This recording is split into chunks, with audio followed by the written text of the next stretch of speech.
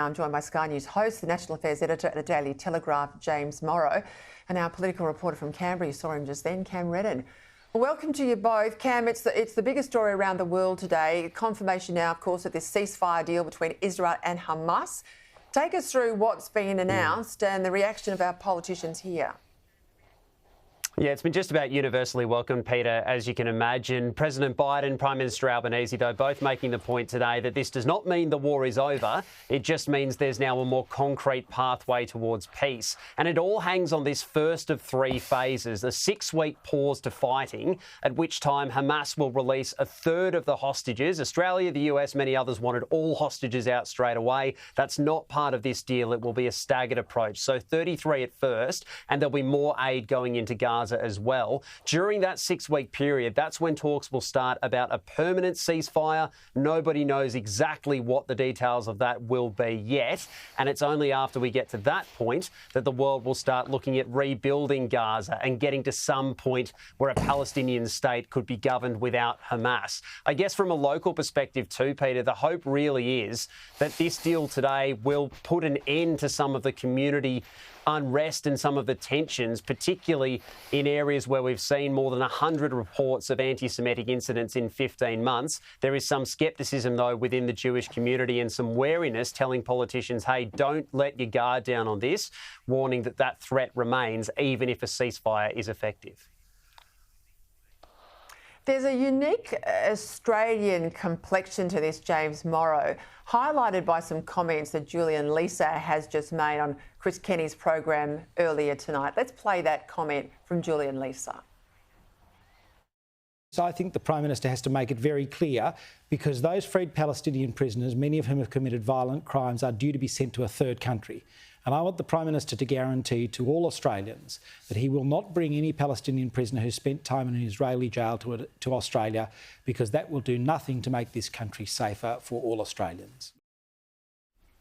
James Morrow, this has to be a non-negotiable. Well, absolutely it does. I mean, there was already enough community outrage, I think, over the hundreds, if not thousands, of Gazan refugees who were brought over, and all of the controversy over whether or not they had security checks or not, what sort of danger they might pose to the Australian community, and, you know, in fact, who indeed was asking for these people to come here and what constituencies were they trying to satisfy with that. The Albanese government has to rule this out absolutely firmly tonight, if not first thing tomorrow morning, and say, no, this will not happen. Don't worry about that. We simply cannot take anybody who's been involved with this. You know, if you look at the reports from Israel on this, many of these people, these are called security prisoners, and many of them are terrorists with real blood on their hands. We simply cannot have them anywhere near Australia. Last year, Bill Shorten announced his retirement from politics. He did his valedictory speech. He was meant to go at the end of the next round of parliamentary sittings. I think he had 9 sitting days or something left, Cam. But he's abruptly left overnight. There's been an urgent reshuffle this morning from the Prime Minister. Some people are saying to me, this is pointing more and more to an early election. I'm interested in your take on that. And also, there's a Dutton reshuffle in the offing. What do we know there?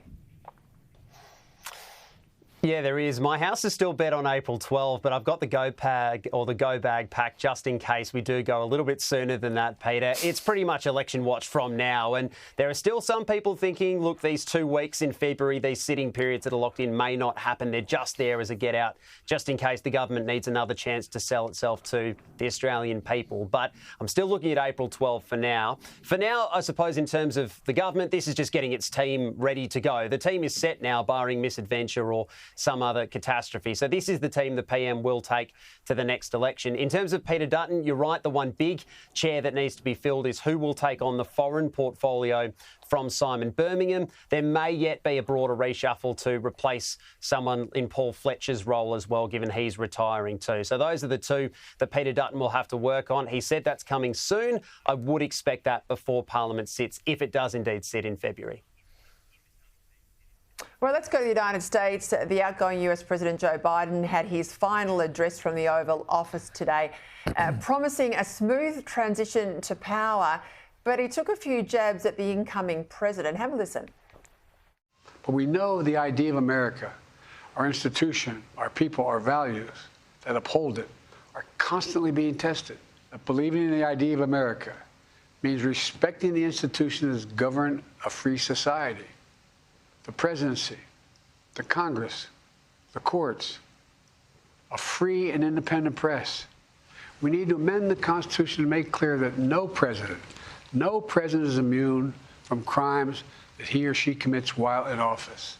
Americans are being buried under an avalanche of misinformation and disinformation, enabling the abuse of power.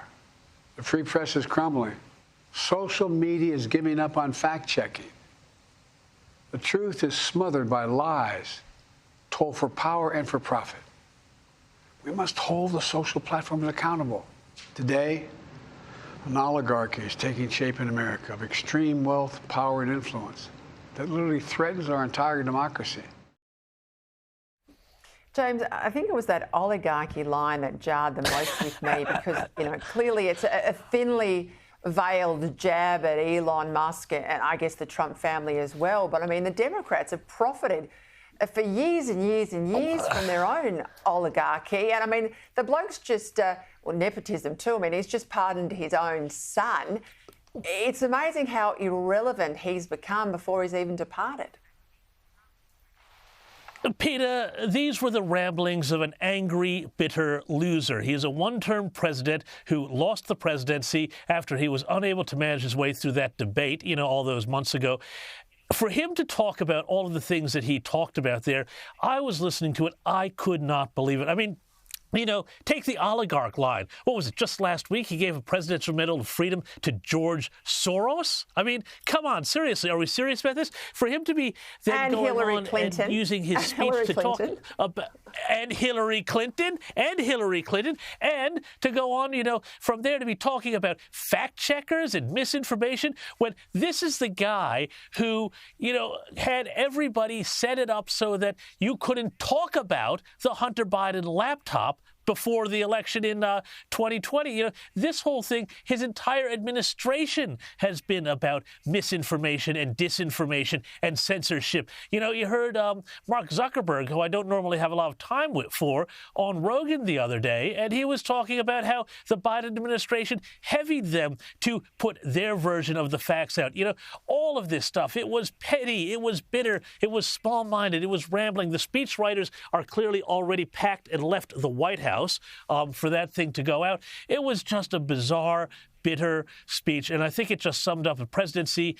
And I can tell you, Peter, that there's been a new poll here that has come out and said that 61% of Americans view his presidency as a failure. So, that's the final verdict, the verdict of the American people. We had it in November. We've got it now. We've got it with that speech. And sayonara Biden. Wow, that's almost two-thirds of the country. We know that two-thirds of the country barely even vote, so that's very telling. Thank you to you both.